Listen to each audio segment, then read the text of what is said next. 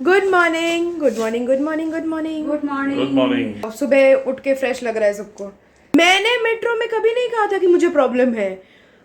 आप लोगों ने कहा कि आज और कल मेट्रो नहीं करना, ऑटो में जाना एंड ऑल दैट। एनीवेज, अभी हम लोग लेट हैं फिलहाल। हमें 12:30 बजे निकलना था, हम ऑलरेडी 20 मिनट लेट हैं। कोई बात नहीं, इनकी वजह से लेट है ये। हाँ, इनकी वजह से लेट है। अभी हम लोग पहले कहाँ जा रहे हैं आज मैं नहीं बताऊंगी। पहले कहाँ जा रहे हैं? पहले तो मोती महल जाना है, हाँ। लंच करने। मोती महल मैंने ही रखा था लिस्ट में एनीवेज। सो देखते हैं क्या। मुझे तो मतलब मैंने पिक्चर वगैरह देखा हुआ है, तो इन्हें कैसे लगता है वो देखने में। तो अभी के लिए जल्दी चलो, जल्दी चलो, जल्दी चलो, जल्दी चलो, जल्दी चलो, जल्दी चलो। लेट है, जा रहे हैं अभी। मैं ऑटो में बैठ के फिर से अगर हो सकता है कट करूंगी, नहीं तो हम लोग नेक्स्ट मोती महल मिल रहे हैं। दिल्ली शहर और उसकी सुबह। हाय, मैं एक बार आऊँ या 5 बार, ये शहर मेरा पसंदीदा था, है और हमेशा रहेगा। खैर, देखते ही देखते हम पहाड़गंज छोड़कर ओल्ड दरियागंज पहुंच गए, जहां पे हमारा आज का पहला डेस्टिनेशन मोती महल रेस्टोरेंट है। तो अब अगर मोती महल की हिस्ट्री के बारे में थोड़ा बताऊं, तो पहली बात कि ये जगह 1947 को यानी इंडिपेंडेंस के वक्त दिल्ली के दरियागंज में पहली बार ओपन हुआ था। मोती महल रेस्टोरेंट के रियल ओनर्स का नाम कुंदन लाल जग्गी और कुंदन लाल गुजराल है। आजादी से पहले ये मोती महल नाम एक छोटे से खाने की दुकान को दिया गया था और 1920 से 1947 के बीच ये खाने की दुकान पेशवार में हुआ करती थी, जो आज के प्रेजेंट पाकिस्तान में है। पेशवार के मोती महल के ओनर का नाम मोक्षा सिंह लांबा था और उनके यहाँ 2 बावर्ची काम करते थे।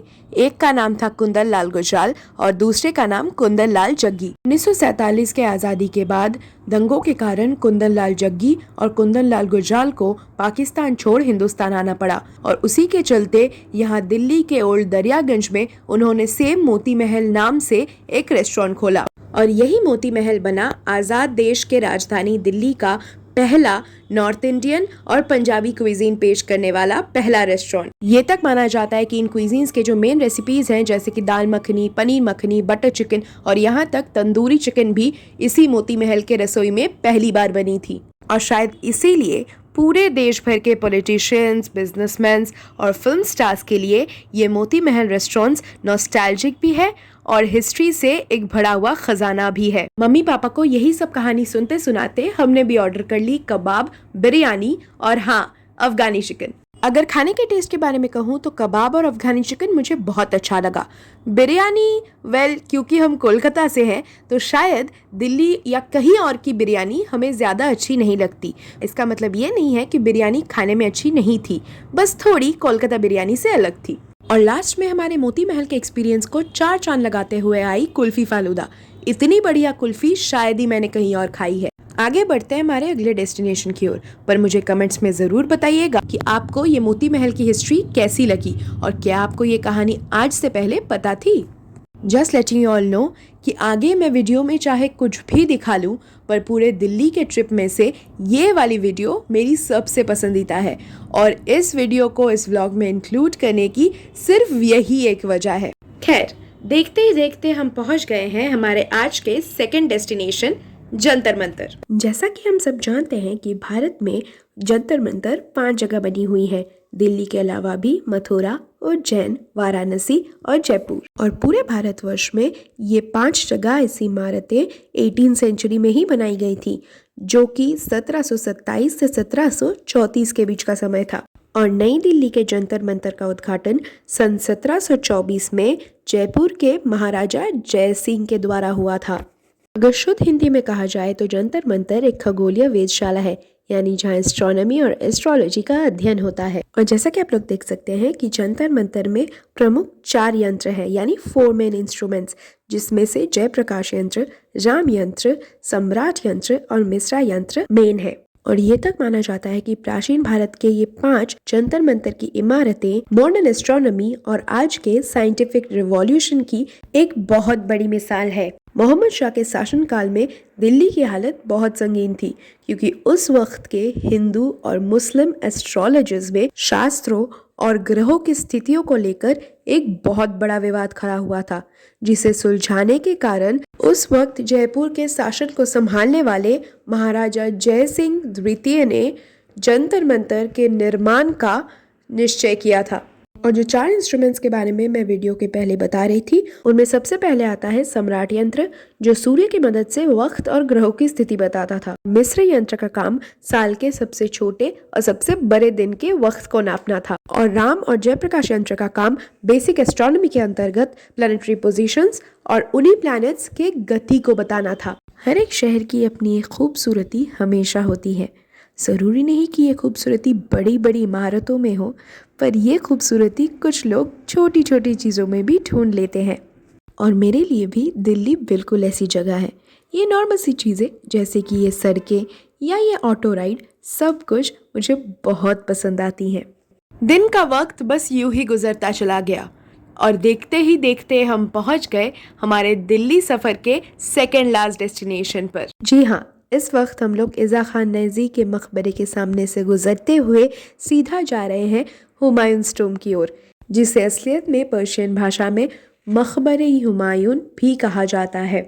इस मकबरे का निर्माण सुल्तान हुमायूं के देहांत के बाद सन 1558 में उनकी पहली पत्नी बेगा बेगम के द्वारा हुआ था। परंतु इस मकबरे का निर्माण कार्य सन 1565 में शुरू हुआ था और इसे 1572 में पूरा किया गया था। इस मकबरे के वास्तुकार यानी आर्किटेक्ट का नाम मिराक मिर्जा गियास था। इस मकबरे में मिर्जा गियास के द्वारा जो गार्डन स्ट्रक्चर बनाया गया था, जिसे पर्शियन लैंग्वेज में चारबाग शैली भी कहते हैं, यही चारबाग शैली आगे चलकर ताजमहल निर्माण के वक्त एक बहुत बड़ा इंस्पिरेशन बना। हम कहाँ हैं? क्या है ये? है मकबरा है? यस, एक्चुअली हुमायूं का मकबरा है। इससे पहले तो कभी आया नहीं थी इधर। मैं क्यों नहीं इतने वही सोच रही हूँ कि क्यों हाँ। नहीं आया। इतना अच्छा है। किस्मत में नहीं हुआ, ये मैंने प्लान नहीं बनाया, इसलिए किस्मत। हाँ 3-4 बार रेड फोर्ट हो गया। हर बार मैंने बोला कि बहुत कुछ देखने के लिए है सिवाय रेड फोर्ट के। और भी बहुत सारे कुछ हाँ, देखने बहुत का सारी है, जगह है। लेकिन चलने का हमें नेक्स्ट डेस्टिनेशन में जाना है, इसीलिए हम लोग अभी यहाँ से निकलेंगे। बट बहुत कुछ देखने के लिए। बट द पॉइंट इज़ क्यों नहीं आया इतने दिन, वो मेरे को जानना है बस। हम लोग के किस्मत में नहीं, क्योंकि मुझे प्लान नहीं करना। ये किस्मत है। दैट्स मी एज इन किस्मत। एक्चुअली दिल्ली अगर कोई घूमने आएगा तो एक बार ज़रूर देखना The चाहिए। place is amazing. You know, बीबी का मकबरा, this हुमायूं मकबरा and Taj Mahal, these places I really love. And इसलिए मैंने इस बार ज़बरदस्ती कहा था कि मुझे प्लान करना है, बिकॉज मुझे पता है कि रेड फोर्ट के अलावा भी बहुत सारी जगह है जो हम देख सकते हैं। एंड एक्चुअली भी सनसेट हो रहा है, मैं इस साइड दिखाऊंगी। वो मेन ये फाउंटेन है, वो मेन गेट है। सो बहुत अच्छा लगा यहाँ पे। आज का बेस्ट था एक्चुअली, क्योंकि हम लोग पहले भी गए थे ना इंडिया गेट, तो मुझे ऐसे ही पसंद है। सो द पॉइंट बीइंग मुझे बहुत पसंद आई ये जगह। मुझे पता था अच्छा होगा, but anyways and I love that fact कि इन्हें पसंद आया। सो यहाँ से हम लोग कुतुब मीनार जा रहे हैं एंड वो आज डेस्टिनेशन लास्ट है, पर वहाँ लास्ट जाएंगे नहीं। एक्चुअली जामा मस्जिद जाएंगे आज हम लोग। डिनर थोड़ा अर्ली डिनर करेंगे क्योंकि आज थोड़ा जल्दी वापस जा रहे हैं, कल फिर से निकलना है। So anyways next destination is Qutub Minar, so stay tuned. और पलक झपकते ही हम पहुंच गए हमारे आज के लास्ट डेस्टिनेशन पर। तो टिकट्स लेकर शरीन नाम की मशीन में चाय नाम का पेट्रोल डालकर हम चल पड़े कुतुब मीनार भ्रमण। कुतुब मीनार दिल्ली के मेहरौली में स्थित है, जो कि शहर के दक्षिण भाग यानी साउथ दिल्ली के अंडर आता है। कहा जाता है कि कुतुब मीनार का निर्माण सन 1190 के बाद भारत के सबसे पहले इस्लामिक शासक कुतुबुद्दीन ऐबक के द्वारा हुआ था और माना जाता है कि इस मीनार का नामकरण भी उन्हीं के नाम पर है। इस्लामिक इतिहास के हिसाब से कुतुब मीनार का ये स्ट्रक्चर 10th से 11th सेंचुरी के बीच अफगानिस्तान में स्थित जाम की मीनार से प्रेरित है। तो जैसा कि मैंने पहले बताया कि कुतुबुद्दीन ऐबक ने 1193 में इस कुतुब मीनार का निर्माण शुरू किया था, मगर उन्होंने सिर्फ इसका बेस यानी इसका आधार ही बनवाया था। इसके बाद उनके उत्तराधिकारी इस्लामिक शासक इल्तुतमिश ने 1200 शताब्दी में इसके ऊपर 3 मंजिलें बनवाईं और इसके भी कई साल बाद इल्तुतमिश के उत्तराधिकारी फिरोज शाह तुगलक ने इस कुतुब मीनार की 5वीं और अंतिम मंजिलें बनवाईं। अब इतिहास के पन्नों से निकलकर कुछ जनरल इन्फॉर्मेशन के बारे में मैं बताना चाहती हूँ। यहाँ की एंट्री टाइमिंग्स सुबह 7 बजे से लेकर शाम के 5 बजे तक है और यहाँ की एंट्री फी पर इंडियन एडल्ट 35 रुपये पर फॉरेनर एडल्ट 550 रुपए है और 15 साल के कम उम्र के बच्चों के लिए कोई भी एंट्री फी नहीं है। मोबाइल्स और फोटो कैमरास के लिए भी कोई एंट्री फी नहीं है, मगर वीडियो कैमरा के लिए पर कैमरा 25 रुपए एंट्री फी है। और ये बात तो हम सभी जानते हैं कि कुतुब मीनार की हाइट 72.5 मीटर है and this is the longest minaret in India. हम लोग खड़े हैं यहाँ, इस तरफ हम लोग का कुतुब मीनार आ गया और ये हम लोग का अलाई दरवाज़ा और मॉस्क का एरिया है। So this is very interesting कि ये जो पूरा सिमेट्रिकल, मैं दिखाऊंगी थोड़ा, ये जो पूरा सिमेट्रिक आप देख रहे हैं कि एकदम पैरेलल लाइन में है। मैं इस तरफ भी दिखाऊंगी, उस तरफ लोग आ गए हैं। हाँ, सो ये जो सिमेट्री, क्योंकि अगर मैं सीधा खड़ी होती हूँ so every pillar is in the same line. So ये जो सिमेट्री है, और ये टिपिकली जो ये डिज़ाइन है this is of Gupta period. तो दिस इज़ वेरी इंटरेस्टिंग कि उस ज़माने में भी हर एक कल्चर में, मतलब मुस्लिम कल्चर्स में भी कितना ज़्यादा इन्फ्लुएंस होता था हिंदू कल्चर का, आर्किटेक्चर का भी, and vice versa. So this is really really amazing. अब अगर मीनार के व्यास की बात करें यानी उसके विड्थ की बात करें तो एकदम नीचे बेस पर वो 14.3 मीटर है और एकदम ऊपर जो टावर है वहाँ तक वो 2.75 मीटर बन जाती है। और मीनार के बेस से लेकर ऊपर की 3 मंजिल तक वो पूरा स्ट्रक्चर रेड सैंडस्टोन से बना हुआ है और मीनार के चौथी और 5वीं मंजिल पर रेड सैंडस्टोन के साथ साथ मार्बल का काम भी बहुत बखूबी से किया गया है। और इन्हीं मार्बल्स के काम के कारण कुतुब मीनार की ये 2 आखिरी मंजिलें शाम के वक्त लाइट्स पड़ने पर बहुत खूबसूरत लगती हैं। इसलिए मैं रिकमेंड करूंगी कि अगर कुतुब मीनार आप लोगों के घूमने के लिस्ट में है तो आप भी हम लोगों की तरह अराउंड 3:30-4 बजे यहाँ पहुँच जाएं, ताकि आपको दिन और शाम दोनों का एक्सपीरियंस अच्छे से हो। तो कुतुब मीनार का सफ़र बस यहीं तक था। मैं जानती हूँ कि मैंने यहाँ ज़्यादा डिटेल्स नहीं दिया है, पर वो इसलिए क्योंकि मैं चाहती हूँ कि आप सभी कभी ना कभी ये जगह खुद जाकर एक्सपीरियंस करें। तो जैसे मैंने कहा था, कुतुब मीनार आज का हमारा लास्ट डेस्टिनेशन था और अब वक्त है वापस चलने का। वैसे कुतुब मीनार के बाहर आपको बहुत सारी ऑटो सर्विस मिल ही जाएंगी। अगर आप हमारी तरह कुतुब मीनार से कहीं भी ओल्ड दिल्ली के अराउंड ट्रैवल कर रहे हैं और आपने भी हमारी तरह ऑटो रिज़र्व की है तो ऑटो 200 से 250 रुपये चार्ज करते हैं, मतलब हमारे से उतना ही चार्ज किया था।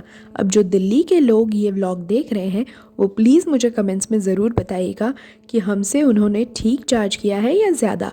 वो इसलिए क्योंकि जब भी आप कोई शहर या टूरिस्ट प्लेसेस घूमने जाते हैं तो टूरिस्ट समझ के कोई ना कोई आपसे थोड़े बहुत ज़्यादा पैसे तो ले ही लेता है। और इतने सारे मेरे व्लॉग्स देखने के बाद आप इतना तो समझ ही गए होंगे कि ओल्ड दिल्ली आने का मेन पर्पस क्या है।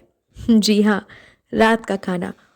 तो अगर आपने मेरे पिछले साल का दिल्ली व्लॉग देखा है तो आपको पता है कि हमें पिछली बार यहीं जामा मस्जिद में करीम्स के बगल में जो अल जवा है उसका खाना कितना पसंद आया था। तो इस बार भी मैंने सोचा कि कबाब, रोटी और चिकन चाप ऑर्डर करने के बाद मम्मी पापा से एक बार पूछूंगी कि उन्हें यहाँ का खाना कैसा लगता है।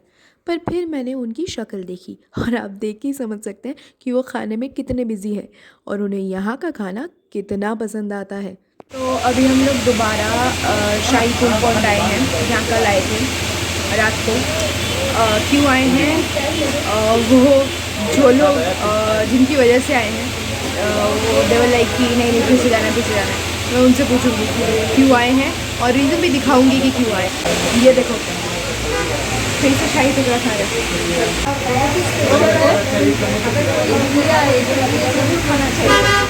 और किसी दुकान में ट्राई कीजिए, तो ओल्डेस्ट। मैं बहुत कोशिश करता हूँ कोई भी अच्छा खाना मिले तो उसका रेसिपी क्या है समझने का, कैसे बन सकता है। ये बस नहीं, कल खाया सोचा आज खा के समझ में आएगा, कुछ नहीं समझ में आएगा, कुछ नहीं समझ में आएगा।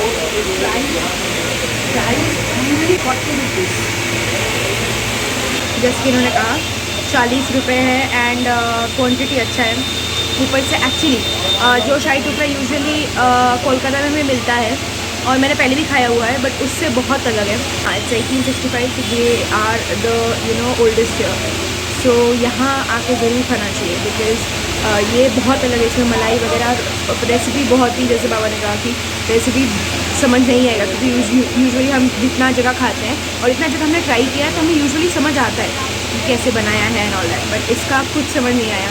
एंड जो जैसे मैं कह रही थी, जो यूजुअली कोलकाता में जैसे खाया है वो बहुत ही बेसिक होता है, बट यहाँ पे उसमें बहुत सारे नए जो ऑथेंटिक तरीके हैं वैसे बनाया जाता है, वो बिल्कुल ही कोलकाता से बहुत अलग है। तो जिन्होंने कोलकाता में खाया है या कहीं भी और खाया है उससे बिल्कुल ही अलग टेस्ट आएगा, तो यहाँ बिल्कुल आके ट्राई कीजिए। अगेन मैं कह रही हूँ, अलजवा करीम्स जहाँ है उसके बिल्कुल डायगोनल ऑपोजिट में ये है, तो बिल्कुल आना चाहिए, highly recommended this place. So anyways, यहाँ से निकल के और कहीं जाने का प्लान नहीं है, तो हम लोग होटल वापस जा रहे हैं। कल आखिरी दिन है दिल्ली में, बोलने में कैसा लग रहा है, एनीवेज आखिरी दिन है दिल्ली में, तो कल का भी पार्ट मैं इसी वीडियो में कंटिन्यू करूँगी। सो स्टे विथ मी, मैं कल सुबह आप लोगों से फिर मिलती हूँ। So stay. सुप्रभात मेरे प्यारे दर्शकों। नहीं यार, कैसा लग रहा है सुनने में, गुड मॉर्निंग ही ठीक है। Anyways, good morning everyone. हाँ, कहने में तकलीफ़ ज़रूर हो रही है, मगर आज हमारे दिल्ली में आखिरी दिन है। कल सुबह हम यहाँ से नेक्स्ट डेस्टिनेशन के लिए रवाना होने वाले हैं, तो इसीलिए आज का प्लान बहुत ही ख़ास होने वाला है। हे भगवान, क्या यार मम्मी, कैमरा ऑन है, कभी तो ठीक से देख लो। हाँ, अब ठीक है। तो जैसे मैं कह रही थी कि हमारा दिल्ली में आखिरी दिन हो और लिस्ट में दिल्ली का फेमस फूड वॉक ना हो, ऐसा तो हो ही नहीं सकता। तो बस इसी सोच के साथ हम भी आज चल पड़े हैं चांदनी चौक, और चांदनी चौक में हमने सिलेक्ट की है कुछ बहुत बढ़िया खाने की जगह। और चांदनी चौक का नाम सुनते ही हमें याद आता है दिल्ली का फेमस स्ट्रीट फूड, क्योंकि हमने लास्ट 2 दिन दिल्ली में मोस्टली जामा मस्जिद के कुछ फेमस रेस्टोरेंट्स ट्राई कर लिए हैं, तो आज हमारे लास्ट डे के टूर में फोकस हमारा स्ट्रीट फूड पर होने वाला है। चौक पहुंचकर जो खाना हमारे लिस्ट पे पहले था वो था जलेबी, और जलेबी सुनते ही जलेबी वाला की याद आ गई। चांदनी चौक में बढ़िया जलेबी और समोसा बनाने वाली ये सबसे पुरानी दुकान है, और यहाँ पे पहुँचने का बेस्ट तरीका है कि आप चौक के मेन मार्केट तक पहुँच जाएं और फिर किसी से भी यहाँ का पता पूछ ले। चलो भैया, जितना इन्फॉर्मेशन देना था मैंने वो सब दे दिया है, और अभी लग गई है मुझे जोरों की भूख। तो देख लेते हैं कि हमने यहाँ क्या ऑर्डर किया। जलेबी रोटी साथ में 100 दे दो, नॉर्मल 100 और जलेबी के साथ 100 और 2 समोसा। आलू वाले मटर वाले? आलू वाले। एक प्लेट आलू। सच कहूँ तो मुझे यहाँ के जलेबी का टेस्ट बहुत ही अच्छा लगा, और प्राइस के हिसाब से इट वाज क्वाइट अफोर्डेबल।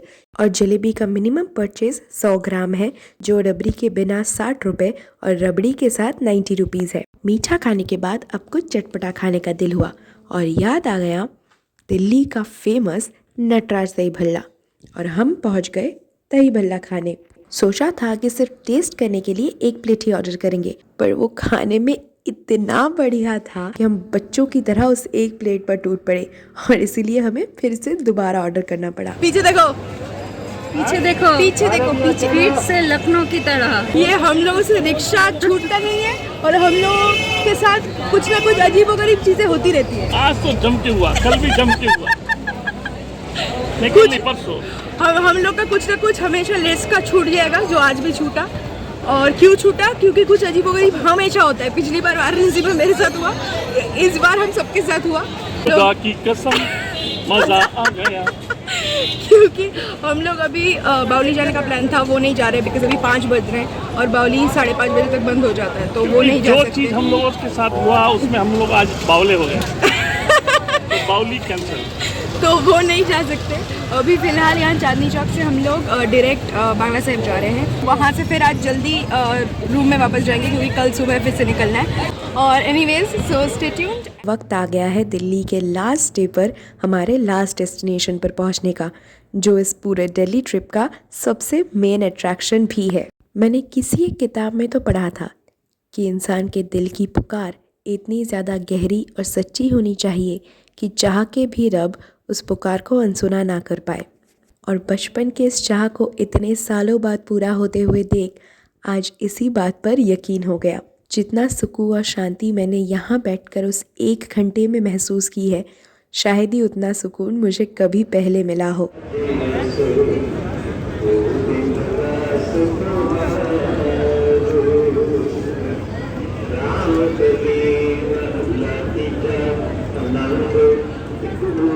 खैर प्लानिंग में तो गुरुद्वारा ही हमारा लास्ट डेस्टिनेशन था, पर भाई मैंने ज़िद पकड़ ली कि दिल्ली आए और सीपी नहीं घूमा तो क्या ही दिल्ली आए। तो इसीलिए मैंने करी प्लान में चेंजिंग और ऑलमोस्ट ज़बरदस्ती से ही सीपी को बनाया हमारा लास्ट स्टॉप। तो दिल्ली का सफ़र ऑफिशियली यहीं तक था, पर वीडियो अभी भी आगे बाकी है, तो पूरा देखते रहिए और मुझे कमेंट्स में ज़रूर बताइएगा कि अभी तक आपको दिल्ली का सफ़र कैसा लगा।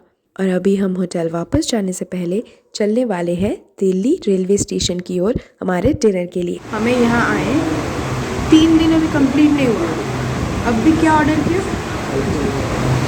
फिश करी और राइस, काहे नाक कटाते हो? क्योंकि कल से हमें पूरा वेज खाना है। हाँ तो काहे हाँ तो हमको भी चिकन नहीं मिल रहा, तो काहे नाक कटा रहे हो? ये आदत है ना, बुरा आदत। नो, क्या नो? हम बंगाली।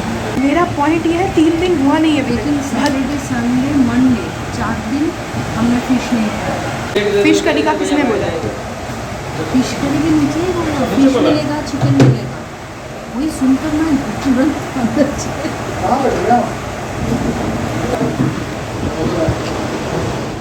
तो हम लोग बांग्लादेश से निकल के यहाँ अभी बैठे हुए हैं, ये पहाड़गंज में ही है क्योंकि हम लोग रह भी रहे हैं पहाड़गंज में। तो ये जो रेस्टोरेंट है वो पहाड़गंज में ही है, तो अभी यहाँ पे खाना खाएंगे। और अभी आज थोड़ा अर्ली डिनर हो रहा है बिकॉज एक सेकंड में पापा का फ़ोन लेकर दिखाती हूँ। इट्स 7:47। सो हम लोग आज अभी डिनर करके 8:30 तक रूम पहुँच जाएंगे क्योंकि अभी कल सुबह अराउंड 6:30-7 बजे हमें निकलना है फॉर हरिद्वार। तो आज थोड़ा जल्दी क्योंकि जाके पैकिंग भी करना है। वापस जाने का मन तो बिल्कुल भी नहीं है, पर दिल्ली का सफ़र यहीं तक था। वैसे अभी वापस नहीं जाएंगे क्योंकि अभी तो उत्तराखंड का पूरा ट्रिप बाकी है। वो कहते हैं ना कि कुछ बहुत अच्छा शुरू करने के लिए कुछ अच्छे का अंत होना भी ज़रूरी होता है। तो चलिए दिल्ली को टाटा बाय बाय कह के हम अगले वीडियो से हमारा उत्तराखंड टूर स्टार्ट करेंगे। Finally Delhi trip is over. There were 2 parts. I'll end the second part here. We are starting with the Uttarakhand tour. Delhi was basically मेरे लिए था 3 दिन क्योंकि मैंने प्लान करा था सब कुछ। बहुत मज़ा आया। हाँ, कुछ 2-3 जगह थे जो जाने का प्लान था, जैसे आज बावली जाने का प्लान था, बट वो we had to ditch that plan क्योंकि टाइम का थोड़ा इशू। बट बहुत अच्छी अच्छी जगह हमने एक्सप्लोर किए। ऑफ कोर्स बांग्ला साहिब आज जो मेन था तो that was amazing amazing amazing. जैसे आप लोगों ने देखा बहुत बहुत अच्छा लगा मुझे। So Delhi part 2 is going to end here. अगर ये पूरा पार्ट अच्छा लगा, ये सेकंड पार्ट, तो then like share and subscribe to my channel. And अगर पहला पार्ट आपने नहीं देखा है दिल्ली का, क्योंकि इसके पहले भी एक पार्ट 1 है, तो अगर आपने नहीं देखा है, so this is my channel name partly insane. So click here and आपको जितने सारे वीडियोस मैंने आज तक दिए हैं पहले के जो व्लॉग्स हैं वो भी दिख जाएंगे। इसका पहला जो पार्ट है दिल्ली का वो भी आपको मिल जाएगा, तो वो देखिए। And this is part 2। This you can share with your family and friends. Again, like, share and subscribe, and I hope you enjoyed the Delhi tour. I'm going to end it here, and I hope you're enjoying, and thank you for always supporting. So that's about it. I'm going to end here. Good night and stay safe, and wait for the next video. Bye bye.